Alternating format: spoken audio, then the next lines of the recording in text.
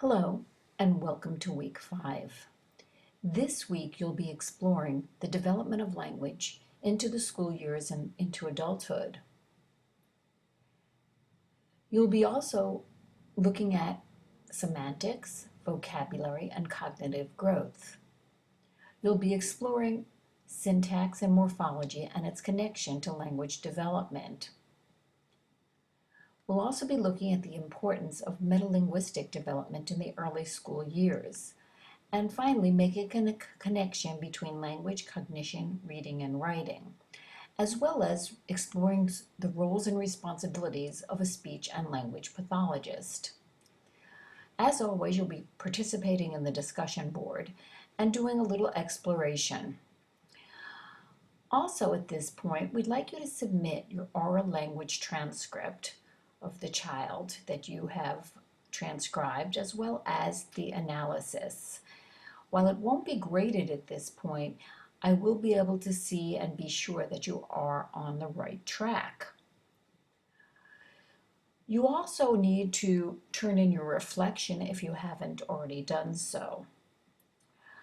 We do have a checklist to keep you organized, and you can see that you should do your transcripts, and it doesn't say this here, but you should have turn in your reflection, obviously, or turned it in by this point.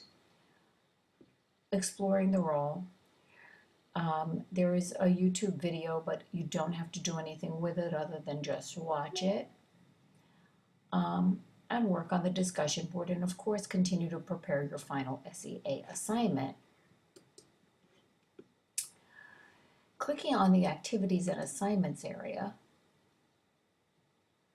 will take us first to Readings and Resources, and there are quite a number here, so I'm not going to click on every one.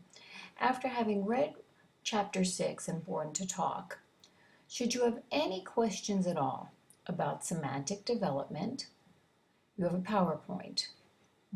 Morphological and syntactical development, another PowerPoint in a PDF file format.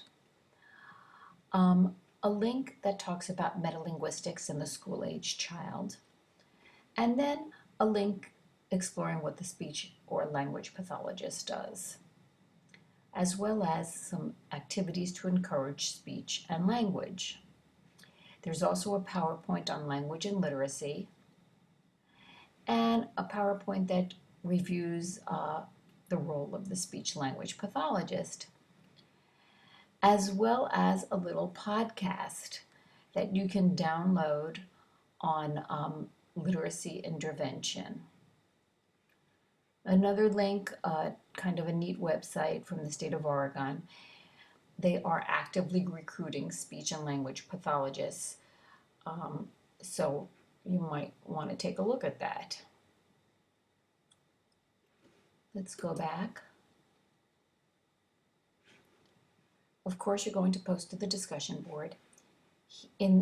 Here's your reflection paper due, where you'll turn that in if you haven't already done so, as well as your folder with instructions and places to turn it in, an example of how this should be done, another website that will help you in calculating with do's and don'ts, and then a place to turn in your transcription and your outline.